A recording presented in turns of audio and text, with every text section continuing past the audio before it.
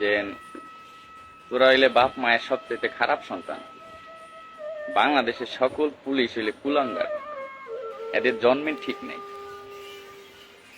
আমার কথা হইলো যে ভাই, বাংলাদেশে 2,20,000 পুলিশ, আমি মাইনে নিলাম বাংলাদেশে 2 লক্ষ পুলিশ বাপ মায়ের খারাপ সন্তান, কুলাঙ্গার, মূর্খ।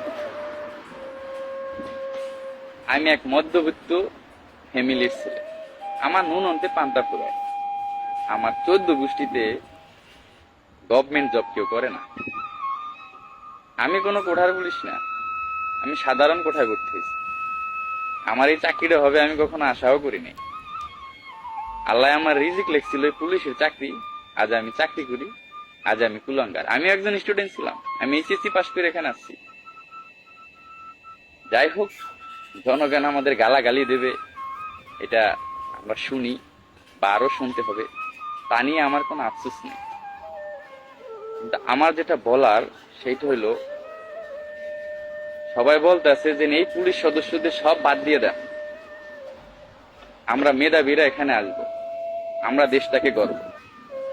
ভাই, আমাদের ভিতরে হাজার হাজার বিসিএস ক্যাডার আছে। আমার লেখাপড়া এখন চলমান। এই যে দেখেন, এখন বাজে রাত 3টা, আমি রাস্তার ভিতরে একা, কেউ নাই, আমি একা আছি। কার জন্য আছি? আমার মা বাবার জন্য? অবশ্যই না, দেশের মানুষের জন্য। সবাই ঘুমাচ্ছে আর আমি সারা রাত এই রাস্তায় দাঁড়ায় দাঁড়ায় ডিউটি করব। সকালে ঘুম থেকে তারা উঠবে ফ্রেশ মাইন্ডে, যখন আমারে দেখবে, মানে সরাসরি না পারলে মনে মনে একটা গালি দেবে যে শালা কুলঙ্গারের বাচ্চার মুখটা দেখলাম, আমার দিনটাই খারাপ হয়। তাতেও আমার কোনো আফসোস নেই। কিন্তু কথা হইলো যে মেধাবী স্টুডেন্টরা যে আসবে, বাংলাদেশে তো আবার সরকার গঠন হবে। আওয়ামী লীগ আসুক, বিএনপি আসুক, জামাত আসুক, XYZ যে কোনো সরকার আসতে পারে। দেশের পরিস্থিতি তো আবারও খারাপ হতে পারে। তখন এই যে নূতন করে যে পুলিশ বাহিনী গঠন হবে বা যারা আসতে চাচ্ছেন, ভাই আপনাদের কি গালি দেবে না? কিন্তু আপনারা তো কুলঙ্গার মায়ের সন্তান না, আপনারা তো আদর্শ মায়ের আদর্শ সন্তান। আপনারা বাংলাদেশ গঠন করার জন্য পুলিশ বাহিনীতে আসতে চাইছিলেন, তো আপনাদের তো তখন গালি দেবে। কেমন লাগবে তখন আপনাদের? সব পুলিশ খারাপ না ভাই, সবাই এক না,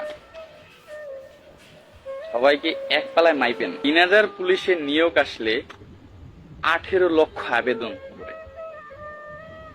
এই 18 লক্ষ ফ্যামিলির যে ছেলে মেয়ে, এরা তো খারাপ সন্তান না, এরা মা বাবার আদর্শ সন্তান।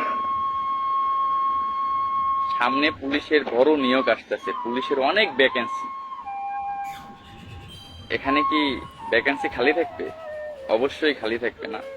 সবাই পুলিশের চাকরির জন্য আবেদন করবে, সবাই চেষ্টা করবে। যখন চাকরিটা হবে সেও বলবে আলহামদুলিল্লাহ, আমি গর্ববোধ করছি, আমি একজন বাংলাদেশ পুলিশ বাহিনীর সদস্য হতে পেরেছি। এই কথাটা আমিও বলছিলাম যখন চাকরিটা পাইছিলাম। মা বাবার মুখে হাসি ফুটছিল, আমার মুখেও হাসি ফুটছিল।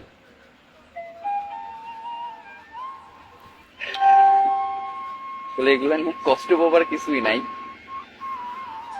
আমরা জনগণের গোলাম, স্বীকার করি। জনগণের সেবা করা আমাদের দায়িত্ব। হয়তোবা জনগণের আমরা ঠিক মতো সেবা দিতে পারতেছি না, এর জন্য হয়তোবা আমাদের এত গালাগালি করে। কিন্তু আমি একটা কথা বলবো সবাই, সেইটা হলো ভাই, আমি খারাপ হতে পারি, আমার মা খারাপ না, আমার বাবা খারাপ না। প্লিজ মা বাবা নিয়ে কখনো গালি দিয়েন না। অনেকে আবার বলবেন যে শালা তুই পোশাক পরা ভিডিও করতেছ কেন? ভাই, আমি সিভিল পোশাক পরার সময় পাই না ভাই, সারাক্ষণ এই ডিউটি লাগে থাকে। আমার যখন চাকরি হয়েছিল তখন আমি 2টা শার্ট কিনছিলাম, শার্ট 2টা আমি এখনো পরি, পুরান হয় নাই। আমার চাকরির বয়স